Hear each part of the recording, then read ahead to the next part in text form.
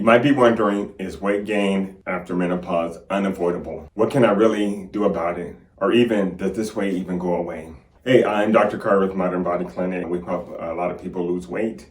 In today's video, we're going to talk about menopause and weight gain. So as we age, our bodies go through a lot of different changes, and menopause is a big one. So stay tuned. We're going to talk about some myths, some realities, and some strategies that you can use to help manage your weight.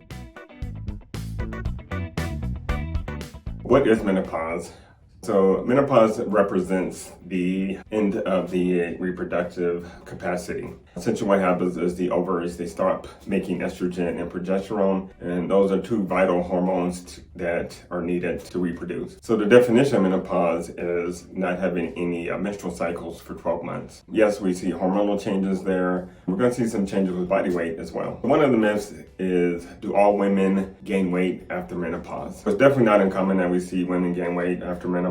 By no means does that mean everyone's going to gain weight in this time period. We do know that there's a hormonal impact on weight. There's a few different factors involved. First and foremost is the hormonal imbalance. So as the ovaries stop producing these key hormones, estrogen and progesterone, that's going to have an impact. Estrogen is important for a few different reasons. One of the things that's going to happen as estrogen levels go down is that it's actually going to impact your insulin sensitivity. What that means is that your body is going to become less sensitive to insulin, and we're going to have higher blood sugars, and that is going to create more fat. That's one of the impacts, is that women end up gaining more fat in general. What's also going to change is the distribution. The fat will go to different areas. When there's a normal, adequate amount of estrogen, fat is stored more in the thighs, hips, buttocks, and upper body. As the estrogen levels go down, you're going to see the fat stored more around the abdomen and around the vessels and around the organs, which the organs really don't like that. Another thing that happens, again, we mentioned insulin resistance is going to help promote fat storage as well. Another thing is your body is less able to deal with stress. And so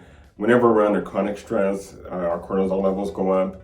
Cortisol is another hormone that is going to promote fat around the abdomen and fat gain in general. Now, let's talk about how we can manage our weight with all these hormonal changes going on. First is diet, but it's not just eating less, it's also eating the right type of foods. So one of those class of foods is phytoestrogens. And so this is, definitely people have different opinions about this, and I'll tell you why. Phytoestrogens sometimes have gotten a bad rap, but the other thing is the studies have been mixed, meaning some studies show a good result and some do not.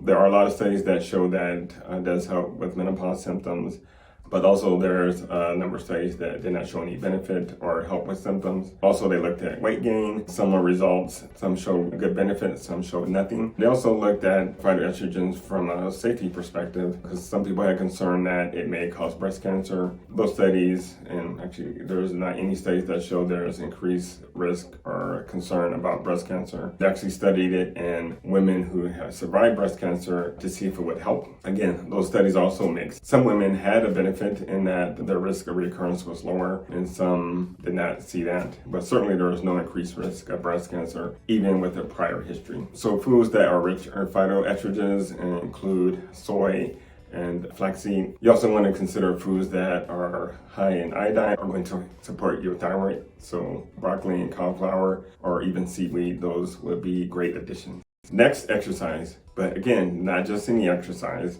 One of the things we see as we get older and with the decline in estrogen is muscle.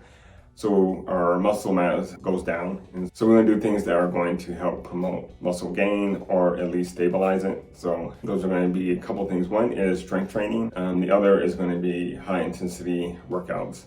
Both of these are going to help promote muscle growth. We also want to make sure that we have enough protein. So at least 0.5 gram per pound of body weight. Probably that would be the minimum. Now 0.8 to 1 gram per pound of body weight is probably ideal. Another strategy you want to definitely make sure we incorporate is managing our stress. So we talked about cortisol a little bit as a stress hormone, and that is going to promote weight gain around the abdomen. Definitely is going to make it harder to lose weight. So a few different things we can do is, one is make sure that we're getting enough sleep. 7 to 8 hours is a good target for most people. We'll link to a video below on to figure out how much sleep is ideal for you individually. The other thing you can do is teach your body to relax. So that could be meditation, that could be practicing deep breathing, or that could just be sitting somewhere quietly for 10 minutes. Lastly, focus on hydration and gut health. These are things that are going to help promote a steady weight. Sometimes when we're thirsty, it can feel like hunger, but how much water should you be drinking? Well, a half an ounce per pound of body weight works well. So if you're 200 pounds, 100 ounces of water is not too much. So promoting gut health is going to be incorporating the right type of food. So yes, we want to do probiotic type foods. So fermented products like kefir or kimchi or even sauerkraut, those are going to promote gut health, but also foods as well, including berries, asparagus, garbanzo beans. These are great as well for promoting gut health. These are all great strategies to help maintain your weight or lose weight. Some people may wonder, like, is this weight gain forever? It's not. And actually, we say menopause and weight gain, however, this really starts perimenopausal. So a few years before you actually go into menopause, we'll see this. And so this span can last up to 10 years. And certainly some people are not going to gain weight at all. There's a smaller percentage of people actually don't lose weight. But in general, it can last up to 10 years. So menopause and weight gain is common, but does not mean everyone is going to get it because of these hormonal changes. There are some things you can do about it, including having a calorie deficit diet, but also make sure we're eating the right foods, like plenty of protein, berries, and probiotic type foods. Exercise is going to be super helpful as well. Make sure we're doing weight training or some type of exercise that are going to promote muscle growth. And then make sure that we're managing our stress over this time, because that is going to make it harder to lose weight as well. If you need more help, check out the link below, and we have a free mini course on how to lose weight without starving. Otherwise, check out one of these videos on weight loss.